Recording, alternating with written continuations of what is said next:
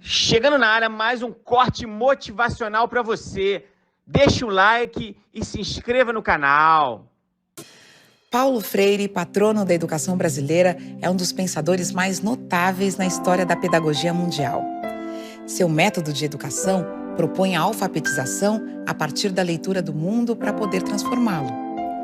Um aprendizado que considera os saberes e experiências da vivência diária de cada aluno. Eu fui alfabetizado numa cartilha que algumas pessoas aqui também foram, chamada Caminho Suave. Ótima cartilha. Mas, como qualquer livro, não é bom sempre, em qualquer lugar, para qualquer pessoa. Na minha cartilha, Eva via uva. E eu, Cortella, também via uva. Eu nasci em Londrina, uma cidade agrícola. Portanto, uva fazia parte da minha existência. Em nome da igualdade metodológica, que é uma tolice, em nome da igualdade metodológica, se usava essa mesma cartilha em Caicó, no sertão do Seridó, no Rio Grande do Norte. Onde, em 1960, no ano que eu fui alfabetizado, tinha um menino chamado Cícero,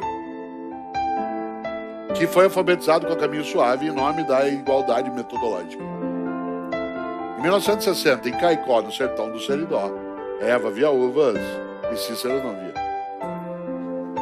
Resultado, uva não fazia sentido para ele, não importava. Qual foi a consequência? No final do primeiro ano, ele não conseguiu aprender a ler e escrever. Foi reprovado. Qual foi a grande saída científica?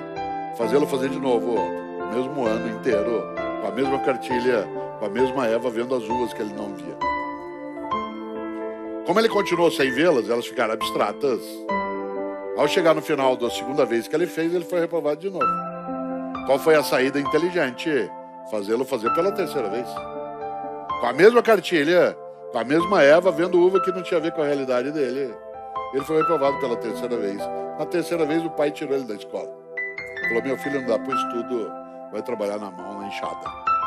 Atenção, eu, Cortella, filho de professora com bancário, pais alfabetizados, família que viajava, que podia ir ao cinema, em casa tinha jornal. À noite, nós ficávamos ouvindo os adultos conversarem, os amigos dos pais eram alfabetizados. Se ia aprendendo toda a sintaxe do idioma a partir da conversa dos adultos. E o Cícero? Que não tinha onde encontrar. Com pais sem alfabetização. Sabe qual é o resultado? Hoje nós estamos aqui agora, no auditório, na galeria, e de repente eu olho, lá está o Cícero, atrás aqui da pilastra, com uma vassoura na mão. Eu falo, Cícero, mesma idade que eu, vem aqui, senta aqui com a gente, você se interessa, nós estamos falando de coisa que tem a ver com você também. Provavelmente ele, com a cabeça baixa, senhor, obrigado, mas isso não é para mim não. Isso é para gente como vocês. Eu sou burro. A professora falava isso para mim. Eu só sei trabalhar com a mão. Se o senhor faz esse favor para mim, na hora que o senhor terminar a sua aula, o senhor me chama que eu venho varrer aqui o espaço. Isso eu sei fazer direito. Tem milhares de Cíceros pelo país afora. Milhares.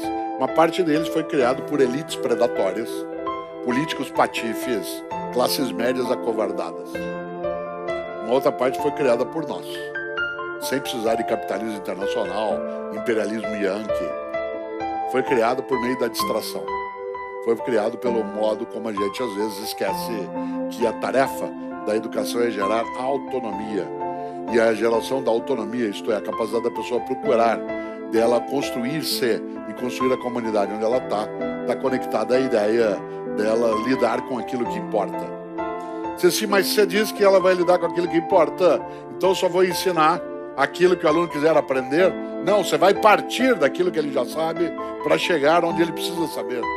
Eu não posso ensinar Platão, Aristóteles, Heráclito, Parmênides, Zenão, Anaxágoras, Anaxímenes, Tales, Pitágoras, de modo abstrato.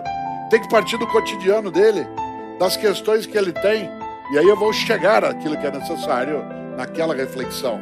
Eu tenho que seduzi-lo naquele conhecimento. Eu tenho que partir do que ele já tem para chegar naquilo que ele ainda não tem. A minha tarefa não é o de um ensinante, mas é de um curador ou uma curadora, no rádio, na TV, dentro daquilo que a gente faz na empresa, levar as pessoas, a partir do que tem, chegar àquilo que é necessário para ela e para a comunidade. Numa escola, por exemplo, absolutamente reiterativa, memorial, absolutamente ilustrativa, o que se tinha não era o colocar à disposição para produzir reflexão. Ao contrário, muitos de nós aqui fomos educados em locais onde não era possível ter dúvida. A dúvida era uma coisa feia. Por exemplo, um professor de física dizia, como disse Isaac Newton, atenção classe, disse Isaac Newton, os corpos se atraem na razão direta das suas massas, na razão inversa do quadrado da distância entre elas. Alguma dúvida? A sala entrava em estado de choque. De vez em quando, algum aluno levantava a mão e o resto da classe dava risada. Quando você tem que rir de quem não tem dúvida, não de quem tem. E aí a professora falava, oi? Professora, não entendi. O que você não entendeu? A explicação. Qual parte? Toda ela. Então presta atenção, menino. Os corpos se atraem na razão direta das suas massas, na razão inversa do quadrado da distância entre elas. Entendeu? Não. Olha lá, de novo. E aí ela repetia dando ênfase vocabular, como se o menino tivesse um problema de audição e não de compreensão. Os corpos se atraem. Por que ela não explicava? Porque ela não sabia. Por que ela não sabia? Porque eu também posso não saber várias coisas que ensino, porque aquilo não foi apropriado por mim. Pode ter sido apenas decorado. O curador, a curadora, a pessoa que ajuda a formar outras pessoas e que se forma, ajuda a formar outros e que se forma, tem que dar lugar também para a dúvida. A curadoria não é a transformação de alguém, de ignorante em alguém ciente. Não é aquilo que Paulo Freire chamava de educação bancária, que é a suposição de que, por exemplo, um aluno, uma criança, é alguém que é uma cabeça vazia e que nós vamos preenchendo e colocando pouco a pouco, como se fosse uma conta bancária. Você vai depositando e vez ou outra você faz uma prova, quer ver se vem fundo ou não no cartão. Claro que não. É a possibilidade, por exemplo, de trazer também à tona não só as certezas, mas também aquilo que duvida, aquilo que espanta, aquilo que sai do óbvio. A curadoria de um conhecimento, seja na empresa, seja na escola, seja na mídia, é a possibilidade também da suspeita.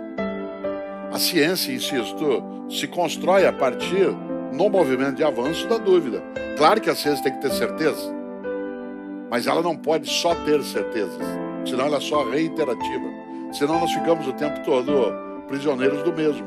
A mesma praça, o mesmo banco, o mesmo jardim, as mesmas flores. Esta ideia coloca, portanto, a percepção da era da curadoria como aquela que abre a possibilidade para outras possibilidades.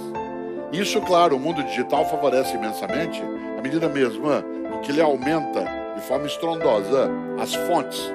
E nessa hora nós não podemos esquecer o quanto que é importante a possibilidade de, nesse mundo que tem, como eu dizia, um nível absurdo de informação do ponto de vista quantitativo, a necessidade até de suspeitar dessas fontes. Por exemplo, a internet é confiável? Ela é confiável o tempo todo. Se diz, mais um livro era confiável, mais confiável do que as plataformas digitais, por uma razão. Pela própria plataforma em si ser mais durável no tempo, por ela ter base física, por ela ser átomo e não bits. Ela tinha a possibilidade, essa plataforma, de ser por mais tempo checada, isto é, adensada. Hoje, o nível de velocidade da plataforma digital traz, por exemplo, discussão sobre a credibilidade em relação à informação. Você e eu sabemos o quanto é possível que qualquer um de nós edite coisas no mundo digital. Se fala em democratização da informação, mas também há uma banalização da edição também da informação. Há muita coisa que é absolutamente tola. Se você sabe disso, o número de frases que são atribuídas a grandes pensadores circulam no mundo digital e que a eles não pertence, Há inúmeras frases na internet de coisas que eu nunca disse. Algumas eu deveria até ter dito. Algumas até me honram de supor que fui eu que disse. E aquilo vai repicando. E como diz Cortella, a vida é muito curta para ser pequena. Eu disse isso numa palestra e num livro. Mas a frase não é minha, é do Benjamin Disraeli, grande primeiro-ministro da Rainha Vitória, que um dia disse isso. A vida é muito curta para ser pequena. E como eu disse isso numa palestra, alguém ouviu. Eu citei o Disraeli. A frase começa a circular como da minha autoria. E eu já encontrei isso citado em trabalho acadêmico, né? Como uma frase minha. E vale isso em relação a uma série de circunstâncias. Isto é, há algo decisivo para os nossos tempos na curadoria, que não é só a disponibilização da informação, mas o auxílio à construção de critérios de seleção.